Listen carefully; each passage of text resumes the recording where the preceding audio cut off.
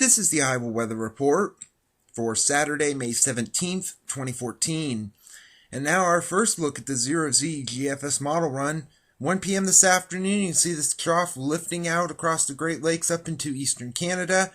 We still have a northwesterly flow aloft, and that's going to keep the temperatures still quite cool for this time of the year. But it will be warmer than it was yesterday. We'll have mostly sunny skies around, with highs mainly in the 60s across the state. We could see a few upper 50s in our far northeastern counties at that time. Going into Sunday, pure sunshine around.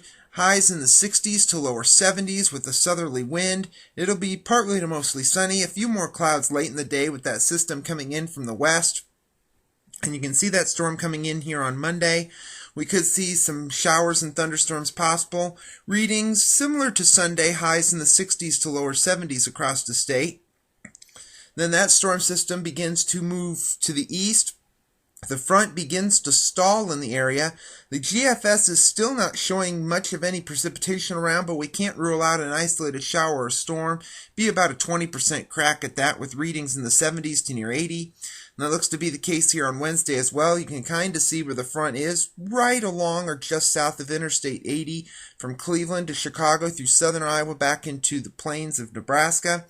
With readings still in the 70s and 80s, you can see that front is still in that area, pretty much from about Rapid City to Des Moines to about Cincinnati. Where that front is placed will be where the storms will likely form and move along, with readings still mainly in the 60s or 70s and 80s, And you can see even into Friday, this front does not move. You can still see possible showers and thunderstorms. It's not going to be an all-day rain. There'll be some sunshine intermixed with this. But even as we go into next weekend, you can see a trough over the Canadian Maritimes, a bit of a disturbance moving across or just off the front range of the Rockies into the southern and central plains. You can see there's a storm there. That front is still in the area with a possible MCS at this point here on Saturday afternoon and evening across the northern counties into Minnesota, with some storms also in the plains. Going into the extended period on May the 28th, we have an upper level feature over the Midwest, mainly over Kansas and Missouri. Another storm still hanging off the Canadian Maritimes south of Nova Scotia.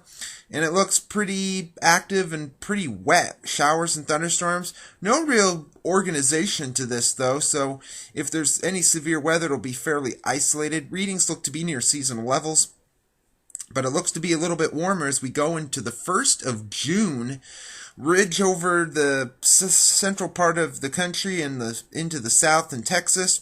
Trough in the north and west, and that could bring some rain down or over by Seattle and Portland. Another frontal system will be approaching from the west, could trigger an isolated shower or storm in the plains, maybe squeezing into the western counties of the state. Readings look to still be near seasonal levels.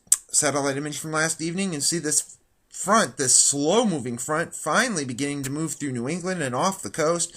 Low clouds over the Great Lakes. That's what brought us the showery activity yesterday and the day before. And it's still bringing us the cold air. This is the Watch Morning Map from last evening. Frost advisories across all of Iowa, most of Minnesota, Wisconsin, lower Michigan, northern Indiana, a good portion of Illinois, Missouri. And the QPF chart, precipitation over the next 5 days through Wednesday evening at 7 o'clock, showing rainfall amounts could be between a quarter to a half an inch. Isolated heavier totals, but this is all dependent on where the thunderstorms form and where they move with that stalled front.